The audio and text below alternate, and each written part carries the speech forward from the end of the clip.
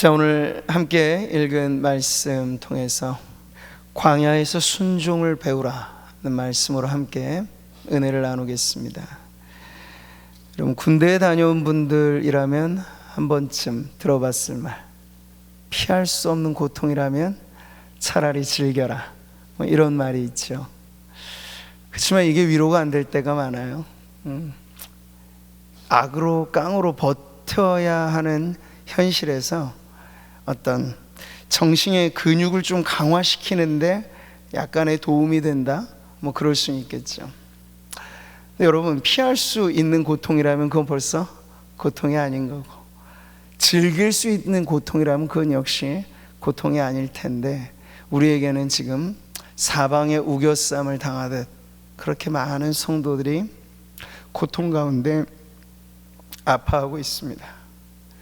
그러니까 내가 정말 죽지 못해 산다, 입 밖에 그걸 내뱉지 못하더라도 마음 가득히 그렇게 정말 죽지 못한 인생이라 처절하게 낭망하는 분들이 가면 갈수록 더 많아요. 근데 우리에겐 신락 같은 그래도 희망의 등불로 믿음이라고 하는 게 있는데, 더 가련한 이 세상은 믿음 없는 사람들은 더 불쌍하지 않을까요? 그들은 정말 희망을 잃어버리면 죽음인 거예요. 이 코로나 블루라고 해서 갈수록 이 장기화되는 침체, 어려움 속에 끝끝내 해서는 안 될 죽음의 선택을 하는 이들이 점점 많아지고 있는 이 세상에 우리 하나님의 도우심이 우리에게 절실한 이때 오늘도 기도하는 성도들을 통해서 이 땅에 희망의 등불이 비춰지게 될 줄 믿습니다. 여러분, 성경은 고통 그 자체를 미화시키진 않습니다. 고통의 문제 그렇기 때문에 감상적인 접근은 금물입니다. 고통은 최종 목적지가 아니고요, 최종 목적지로 향하는 경로의 특정 구간이라고 할 수 있겠어요. 고속도로를 주행하다 보면 이따금 낙석주의라는 편말이 붙어있는 그런 특별한 구간들이 있죠. 연약지반 지대 이런 표지판이 있을 때가 있어요. 고통이란 마치 그런 것입니다. 그래서 성도들에게 있어서 이 고통의 세월을 우리가 어떻게 이해하느냐, 그리고 어떻게 이 고통이라고 하는 구간은 매우 조심스러운 구간인 거예요. 여기 잘 통과해 잘못하면 탈선할 수 있어요. 저는 그게 사실 목회자로서 걱정입니다. 수개월간 이 코로나가 지속되고 아직 뚜껑은 열리지도 않았어요. 사실 포스트 코로나 시대는 오지도 않았어요. 근데 이 오랜 세월 동안 예배줄이 끊겨지고 기도의 호흡이 끊어지고 공동체와 서로 연대해서 살아갈 수밖에 없는 성도들의 이 영적 교제의 줄이 끊어져 버린 성도들, 어찌할까? 연이라고 하는 게 여러분 가느다란 줄에 매어서 공중에 떠 있는 거잖아요. 근데 그 연줄이 잘려지면 어떻게 돼요? 어디로 갈지 모를 인생이 되는 거예요. 바람에 나는 겨와 같이 되는 거예요. 근데 한국교회가 지금 그런 위기일로에 처해 있습니다. 그러니 지금 이때 우리가 절실하게 하나님의 도움 아니면 안 된다는 그런 절박함으로 나 자신의 생존을 위해서뿐만 아니라 함께하는 성도들을 위해서, 그리고 이 땅의 교회를 위해서 우리가 기도해야 하는 줄 믿습니다. 우리가 지난 시간부터 보는 이 신명기의 메시지는 광야의 메시지예요. 오늘도 우리가 이 광야에 울려 퍼진 메시지를 통해서 하나님이 무엇을 원하시기에 그 옛날 그 백성들에게 뿐만 아니라 오늘도 우리에게 이 광야와 같은 인생길을 걷게 하실까 하는 그 뜻을 깨닫는 시간이 되기를 바랍니다. 오늘 본문 2절 말씀을 다시 한번 같이 읽어보겠습니다. 내 하나님 여호와께서 이 40년 동안에 내게 광야길을 걷게 하신 것을 기억하라. 자그마치 40년의 세월. 근데 여러분, 출애굽기, 민수기 시점하고 다르다고 했죠. 신명기는 이제 40년을 다 통과한 시점이에요. 근데 40년 동안에 나고 자란 다음 세대들, 약속의 땅은 지금 코앞에 있습니다. 그 가나안 정복을 앞두고 있는 이 다음 세대들에게 이전 세대의 대표자요, 이전 세대의 지도자였던 모세가 신명기 책명이 히브리 성경으로 말씀들이라고 했잖아. 이 많은 말씀들을 전해주는 단 하나의 공통의 메시지는 여러분들이 이 40년 광야 세월의 의미를 결코 잊어서는 안 됩니다. 그걸 지금 당부하고 있는 거예요. 여러분, 오늘 우리가 살아가는 이 세상 급변하고 그게 좋은 의미로의 발전이기를 모두가 바랐는데 가면 갈수록 그게 아닐 수 있구나, 아니 그게 아니구나 하는 걸 지금 우리가 깨달아요. 인간은 유토피아를 원합니다. 그렇지만 유토피아는 정반대, 무너져버린 세상, 망가져버리는 세상을 우리가 보게 되는 거죠. 많은 환경 생태학자들은 이 무한 성장주의로 치달아왔던 이 인간이 자행한, 인간이 자초한 현실이라고 말을 합니다. 이 전염병의 창궐에 있어서도 인간이 자연의 생태계를 파괴하고 무너뜨린 그 결과로서의 문제점을 지적을 합니다. 틀리지 않는 말이죠. 근데 여러분, 세상의 판단은 딱 여기까지야. 이 이상은 없어요. 그게 무슨 말일까요? 인간은 문제가 발발하면 그 문제의 원인을 분석합니다. 아, 이게 문제구나. 답을 찾기 애를 씁니다. 근데 늘 그 과정에 사실은 머물러 있다고 보는 거죠. 인간적인 답 이상의 답이 필요할 때 인간은 속수무책일 수밖에 없어요. 지금 코로나19의 문제는 인간적인 답 이상의 답이 필요한 그런 문제라고 우리가 보는 것이죠. 그렇기 때문에 여러분, 성경이 우리에게 가져다주는 위로와 소망과 확신이 너무나 중요한데, 성경은 언제나 인간의 문제를 인간 이상의 존재와 결부를 시켜요. 그분이 바로 하나님이십니다. 죄가 더한 곳에 은혜가 더욱 넘쳤나니. 여러분, 이 말이 뭔가요? 하나님을 배제한 채 인간 문제라만 보면 죄는 죄이고 죄로 저질러진 문제는 형벌 그 자체 밖에는 없어요. 그런데 은혜의 복음은 인간이 죄로 헝클어 놓은 하나님의 세상, 하나님의 창조 세상, 이것을 다시 회복시켜 주시는 이 역시도 하나님이시다 하는 것을 가르쳐 주고 있는 거예요. 그래서 인간의 죄 문제를 해결해 주시는 하나님의 은혜에 우리의 관심을 갖게 하고, 여러분, 이것이 바로 오늘에도 적절한, 아니 꼭 필요한 복음의 메시지인 줄 믿습니다. 광야로 들어갔던 1차적인 이유는 분명 이스라엘 백성의 불신앙, 그 이전 세대의 불평, 불만이 자초한 결과인 걸 압니다.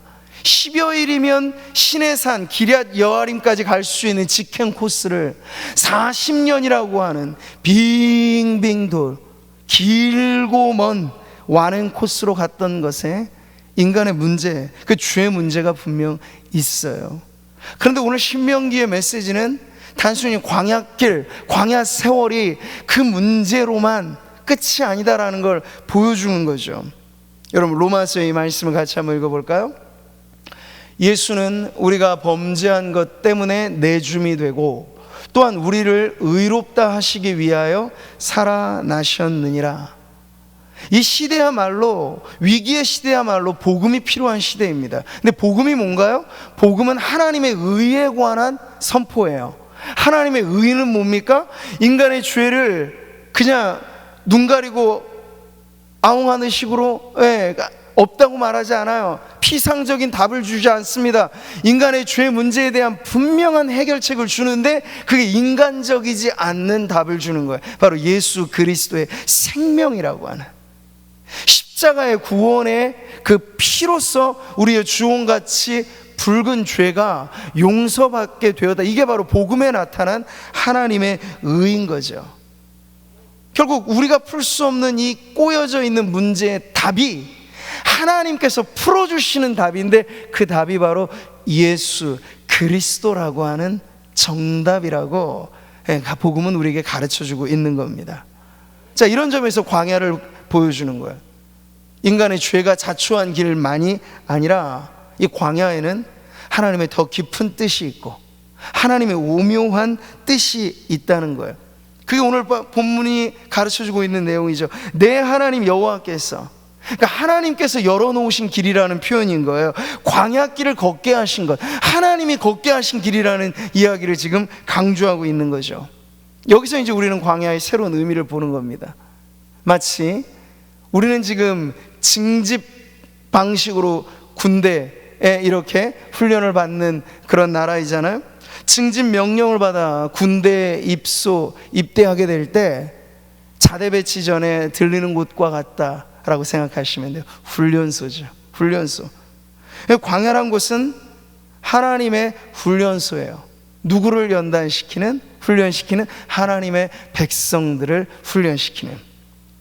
그래서 단순히 40년 광야 생활이 이전 세대를 정리하는 매장지로서만이 아니라 새로운 세대를 준비시키는 훈련소의 이중적인 의미를 갖고 있다는 거죠. 자, 그래서 모세가 다음 세대에게 잊지 말아라, 꼭 기억해라.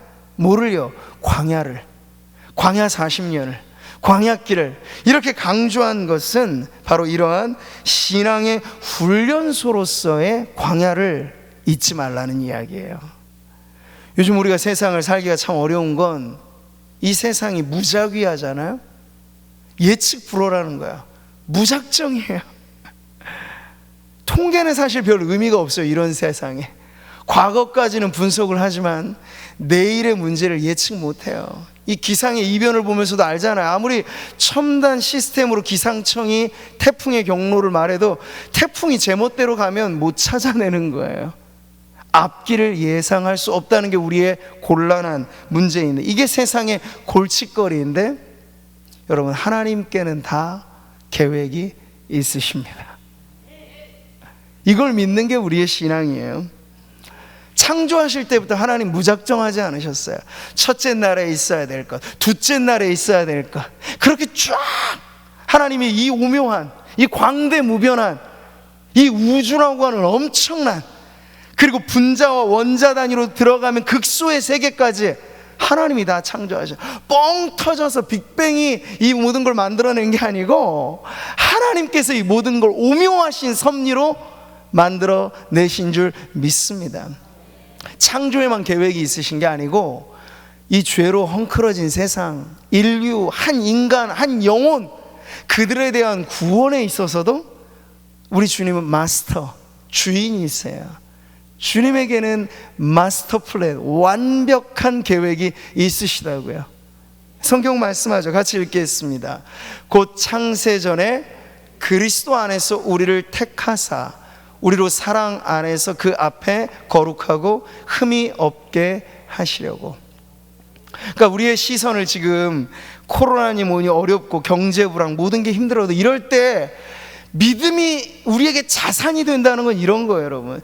우리가 살아가는 세상은 불확실 그 자체예요. 마치 갓 태어난 아이가 요람, 자그마한 요람에 누워있죠. 그러면 그 아이는 그게 전부잖아요. 뱃속에 있을 때 엄마 뱃속이 전부고 태어나 누워있으면 요람이 전부예요. 그런데 엄마 아빠의 시선에선 전혀 다르잖아요.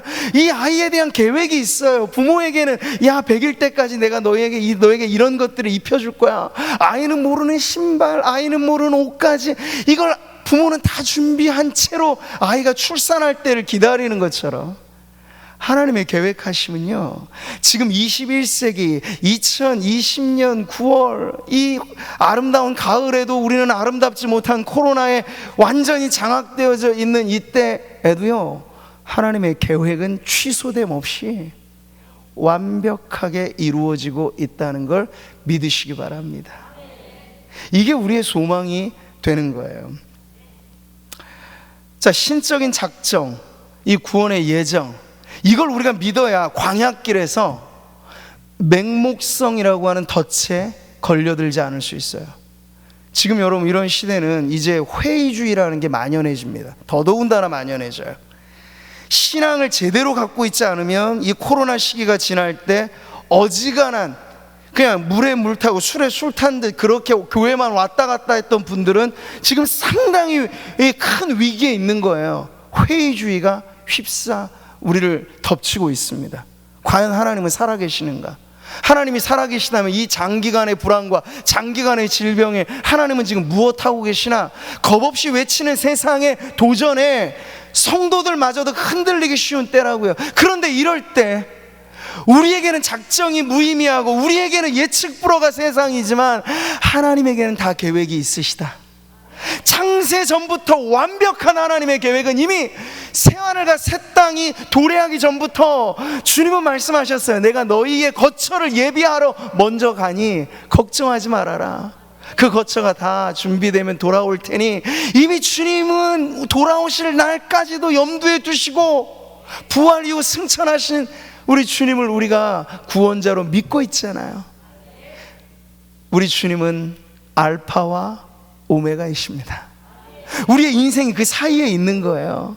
우리가 불확실하다고 하나님도 불확실하실 거라 착각과 오해가 없으시기를 바랍니다. 그러면 되는 거예요.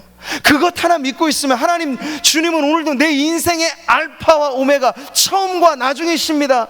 그 중간의 구간, 이 힘들고 어려운 구간, 광야와 같은 구간을 우리가 지금 걷고 있지만 이게 목적지가 아니고 우리의 목적지는 새하늘과 새 땅 주와 함께 영원히 내 평생의 선하심과 인자하심이 반드시 나를 따르니 내가 여호와의 집에 영원히 살리로다.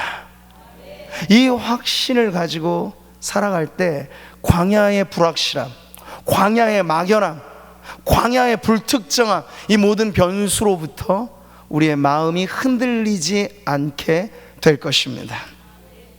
광야길을 걷게 하신 것, 광야가 아니면 배울 수 없는 수업이 이곳에 있기 때문입니다. 척박한 땅에 여러분 수업이란 뭘까요? 살아내는 거죠. 광야가 아닌 시절엔 하루 세 끼 먹고 산다, 밤에 눈을 감고 아침에 눈을 뜬다, 이 모든 게 그냥 일상이잖아요. 근데 지금 우리 일상에 위협받고 있는 광야를 경험하고 있잖아요. 딱 똑같은 거예요. 살아내는 것 자체, 최소한의 것을 가지고 신앙을 지켜내는 서바이벌, 이걸 생존 훈련이라고 하잖아요. 광야는 무슨 거창하고 무슨 복잡한 훈련이 아니에요. 버텨내고 살아내는 생존의 훈련장이 광야라는 훈련의 자리예요. 강한 자가 살아남는 게 아니라 살아남는 자가 강한 것이다, 뭐 이런 말도 있죠. 그러니까 광야에 가장 중요한 건 살아내는 것이에요. 그러니까 코로나가 지금 인간의 사회를 비대면 사회로 바꿔놓았죠. 그렇지 않아도 현대 사회는 개인주의가 판을 치기 때문에 거기서 인격적인 관계가 다 끊어져 가는 마당이에요. 근데 이게 더 심화되어진 게 바로 코로나19의 큰 문제 중 하나이죠. 여기서 이제 우리가 살아낸다는 건 이런 거예요.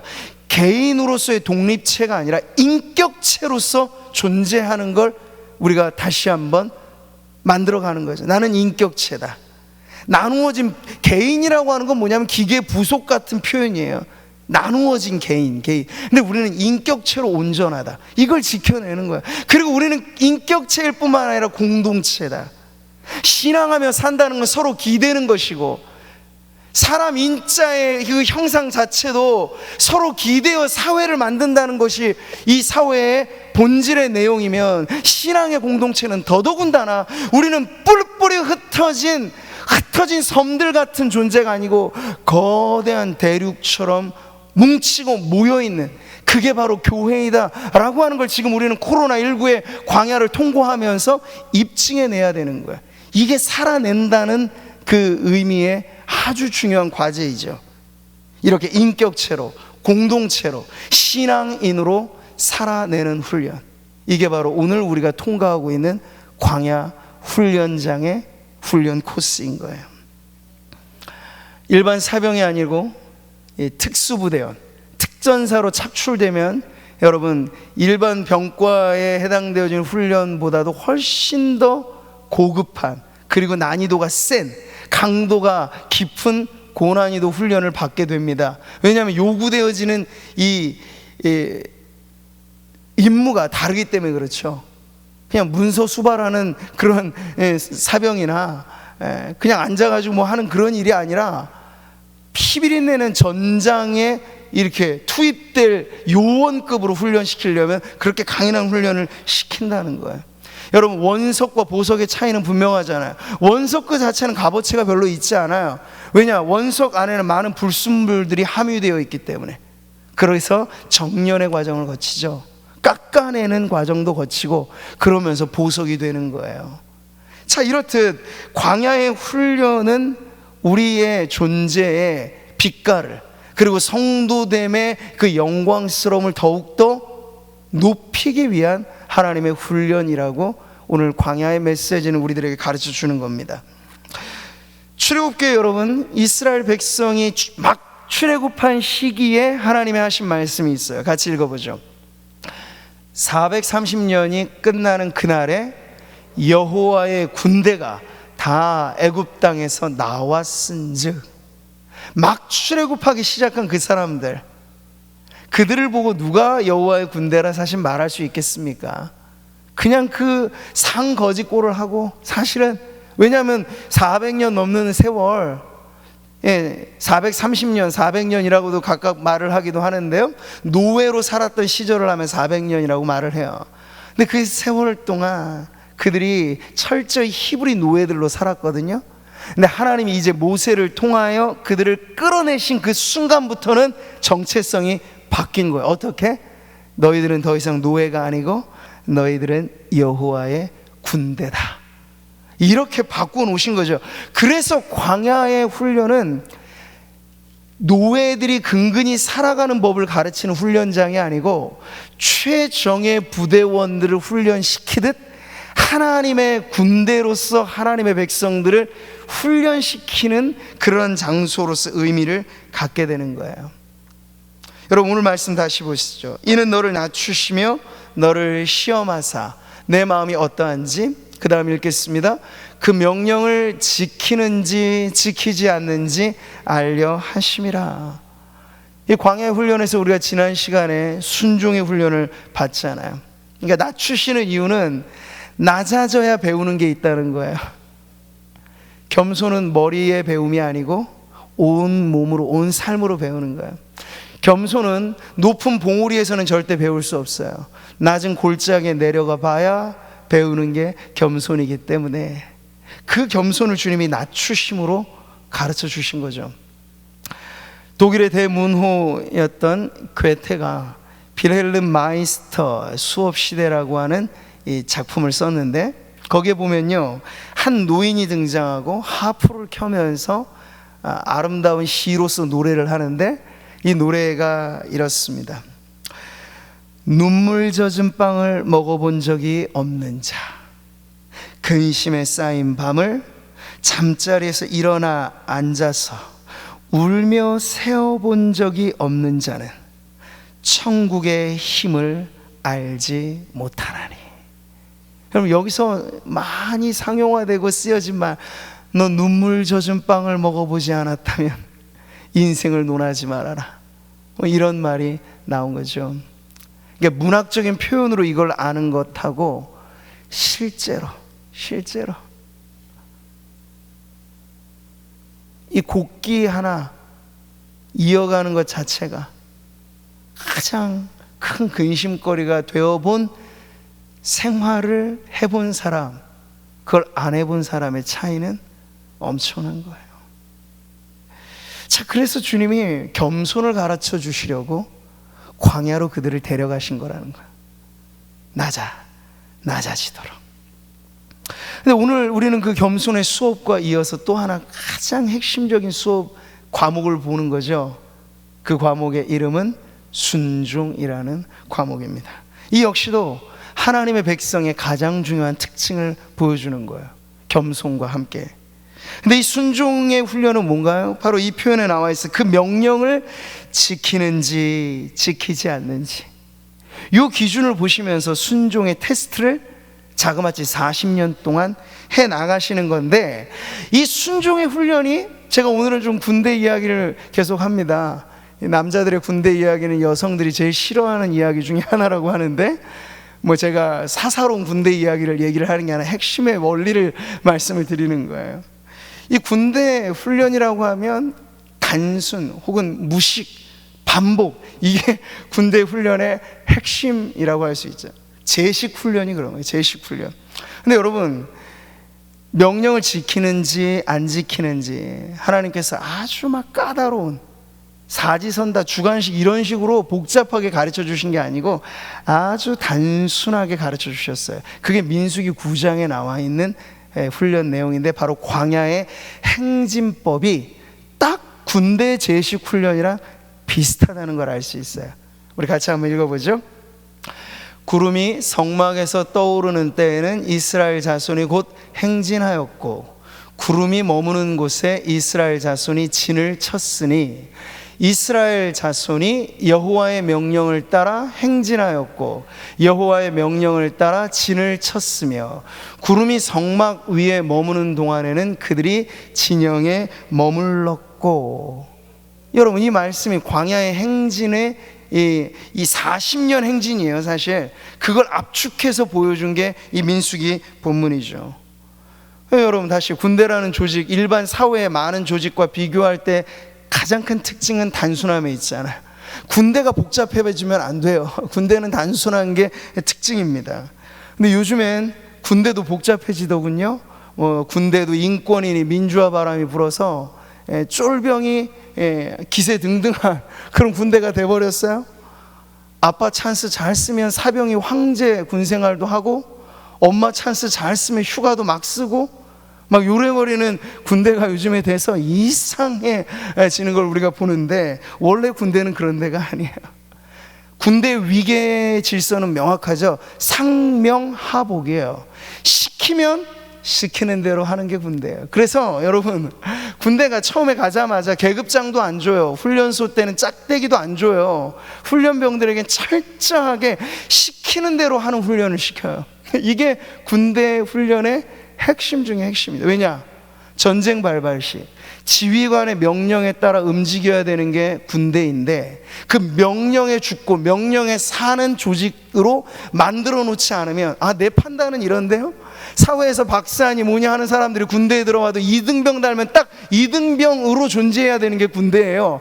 근데 내가 생각하기엔 그게 아닌데, 이렇게 말해버리면 군대의 조직이 깨져버리는 거죠.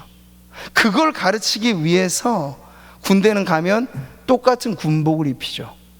사회에서 무슨 명품 있고 아니면 돈 없으면 그것 없어요. 유니폼의 조직은 획일화를 시키는 건데, 군대는 그러한 일사불란하게 하나로 움직이게 만드는 조직이어야 하기 때문에 군복을 입히는 거예요. 그리고 정해진 시간에 일어나야 돼. 나 피곤해서 조금 더 자야 되는데, 없어요. 나 잠 안 와서 잠 안 자고 좀 운동할래요. 그런 건 없어요.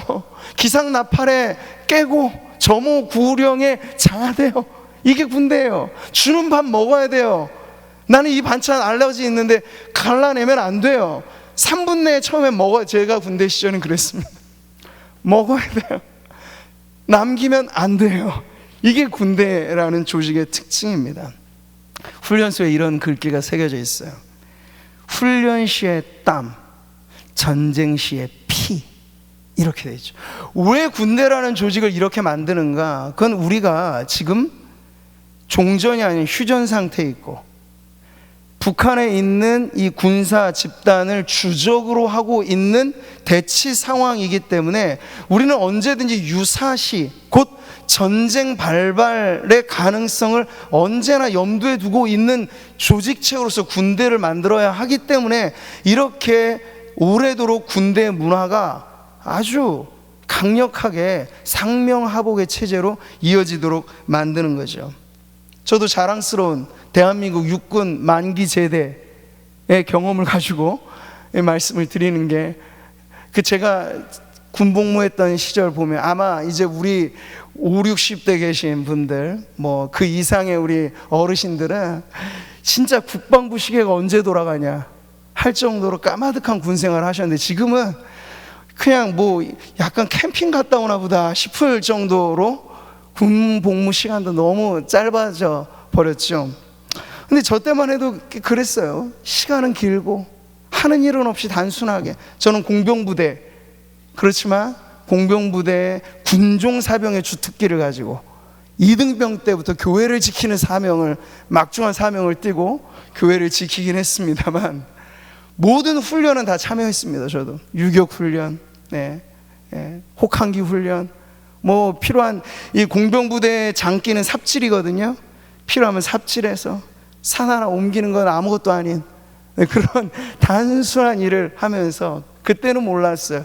군대 말로 왜 뺑이를 치게 하는지, 전문 용어로 해서 여성분들은 좀 난감하시겠습니다만 왜 이렇게 무슨 훈련을 시키는지 몰랐는데, 나와서 목회를 하다 보니 이 훈련이 예수님의 제자 훈련과 좀 비슷한 면이 있구나 하는 걸 알게 되었습니다. 그게 뭘까요? 여러분, 예수님의 제자 훈련도 복잡하지 않아요. 단순함에 있어요. 제자 훈련의 핵심이 뭔지 알아요? 순종의 훈련이에요. 처음에 제자로 부름받을 때 예수님 딱 말씀하시죠.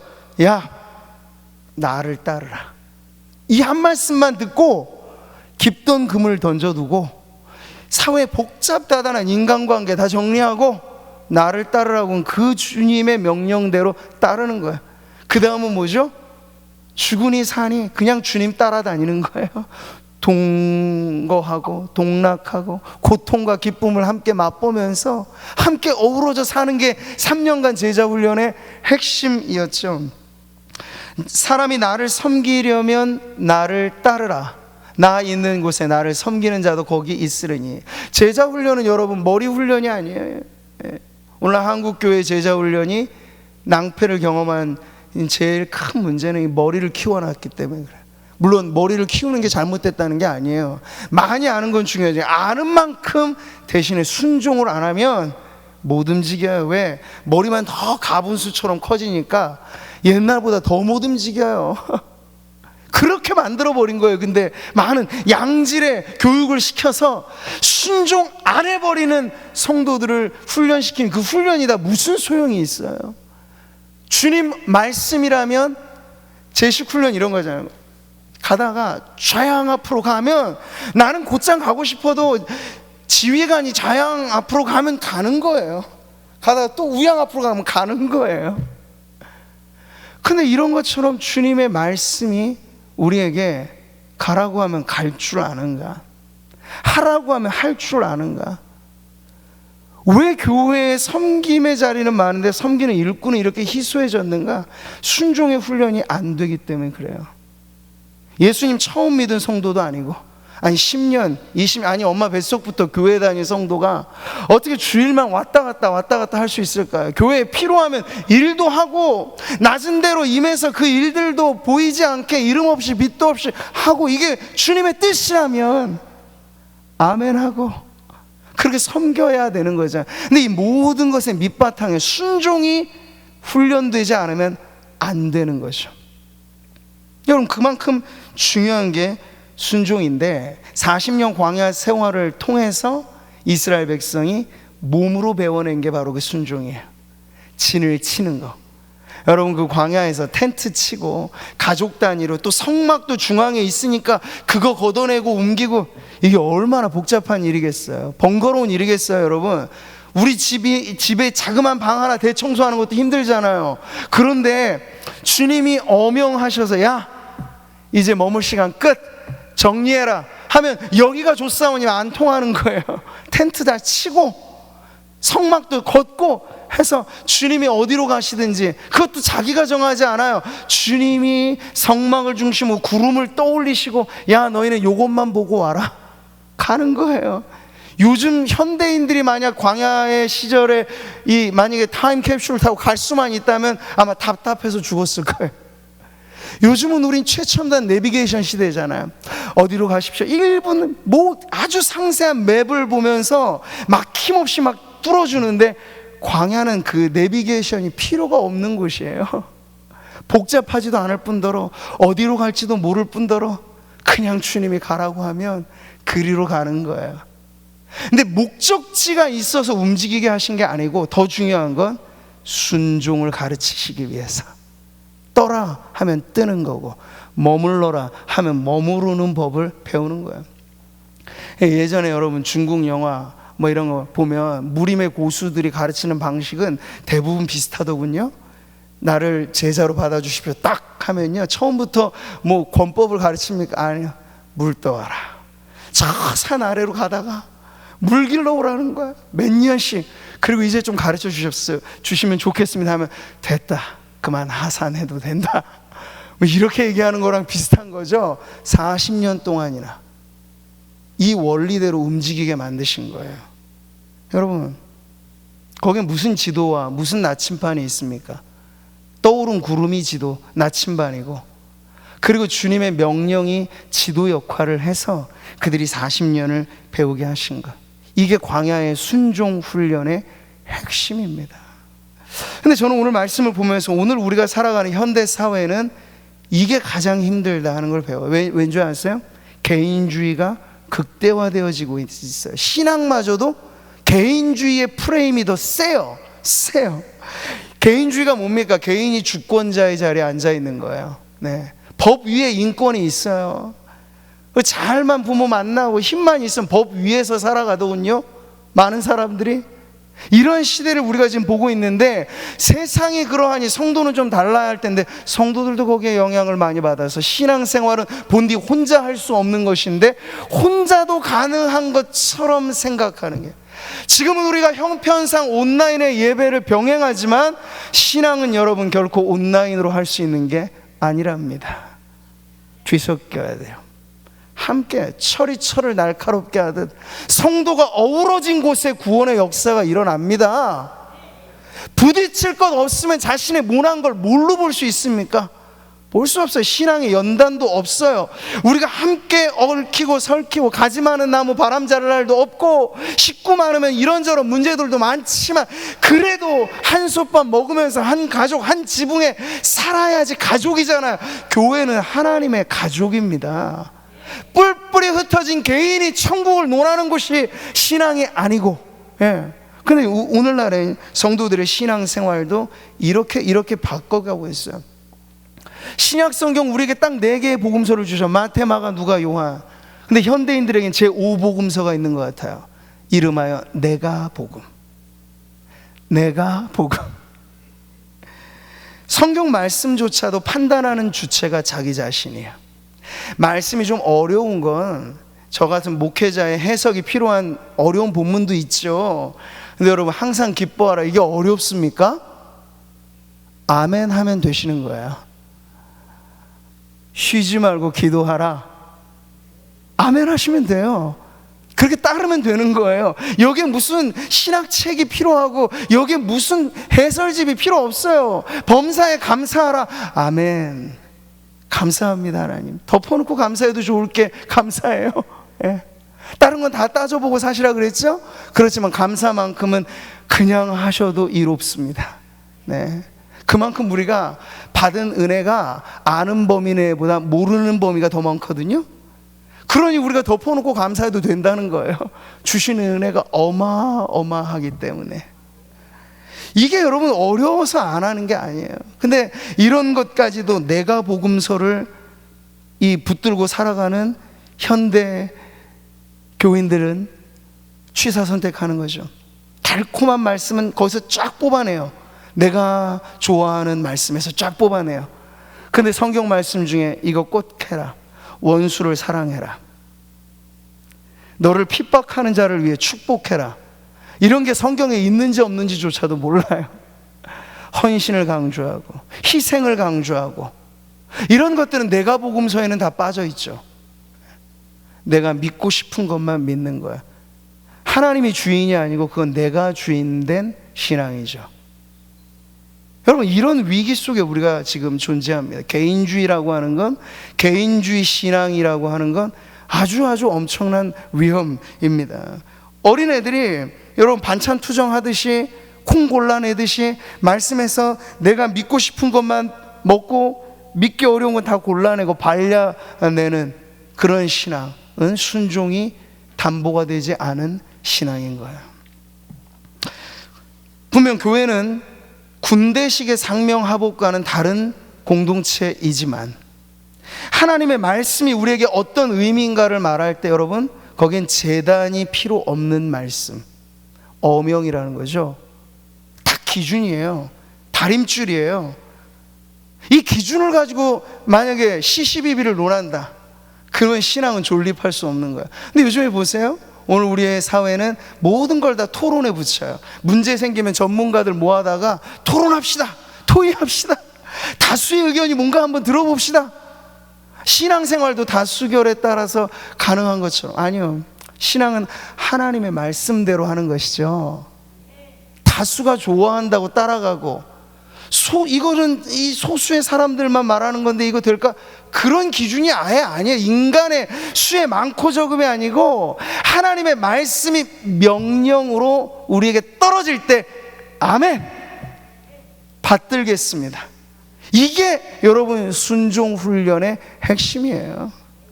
거기다 조금 어려운 본문이 있고 어려운 내용들이 있을 때 도움을 필요로 하지만, 제가 읽어본 결과로는 어려운 본문보다 이 말씀은 딱 나에게 주시는 말씀이다 하는 모든 것들이 다 어렵지 않게 순종하려고 마음먹으면 성경은 읽혀져요. 순종하려고 붙잡으면 성경은 어려운 책이 아니에요.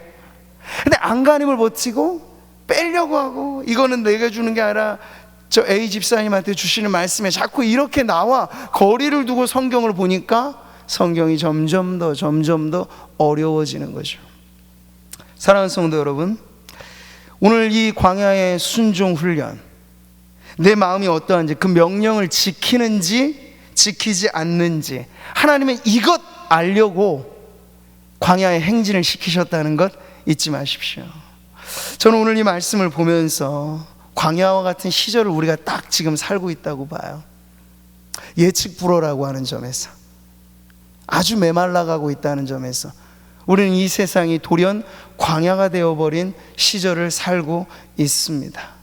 여러분, 이러할 때 불확실한 사람이 기준이 되면 낭패를 당하는 거예요. 광야는 아주 조잡한 인간의 경험 가지고 통과해내지 못하는 곳입니다. 그 엄청난 규모 자체가 그걸 말해줘요. 물병 몇 개 가지고 통과가 안 되는 곳이 광야예요. 오직 하나님의 말씀이 유일한 법이 되고 기준이 되어야만 통과할 수 있는 것, 그 광야에 지금 우리가 서 있습니다.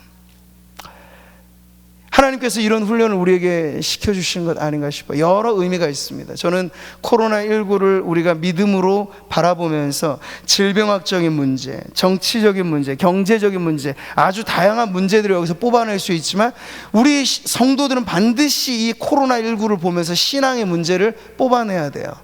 그럴 때 우리에게 주시는 메시지가 무엇인가? 코로나19의 상황이 들쭉날쭉이잖아요. 거기서 하나님 우리를 훈련시키시는 게 아닌가 싶어요. 비대면이니 대면이니 온라인 예배니 뭐니, 이게 우리 너무나 복잡해요. 상황이 악화되면 우리 어느 일순간은 좀 온라인 체제로 가야겠습니다 하면 성도들에게 이해시키기도 어렵고, 벌써 그것 때문에 교회들 안에 의견이 얼마나 다양하게 갈립니까? 근데 여러분, 이러한 모든 복잡다단한 상황을 지나가면서 우리가 한 가지만 잊지 않으면 돼요. 광야를 통과할 때 이스라엘 백성이 붙잡았던 건 다른 사람의 의견, 다수의 의견, 소수의 의견, 그게 아니고 성막을 중심으로 떠오른 하나님의 임재 구름, 그것만 보고 간 거예요. 그리고 모세를 통해 선포된 하나님의 어명, 명령만 듣고 간 거, 이 두 가지. 다른 건 다 필요 없어요. 이 두 가지. 오늘도 우리가 이 복잡한 시대, 이 광대무변해 보이는 광야를 통과해 갈 때 원리는 여러분 다르지 않습니다. 지금의 시대가 대면이든 비대면이든 온라인이든 어떤 것이든 가장 중요해진 게 뭘까요? 하나님의 임재를 경험하는 예배에 목숨을 거셔야 됩니다. 예배를 통해 하나님의 임재가 경험되지 않은 신앙은 이제 허벌판 광야에서 표류자가 될 수밖에 없어요.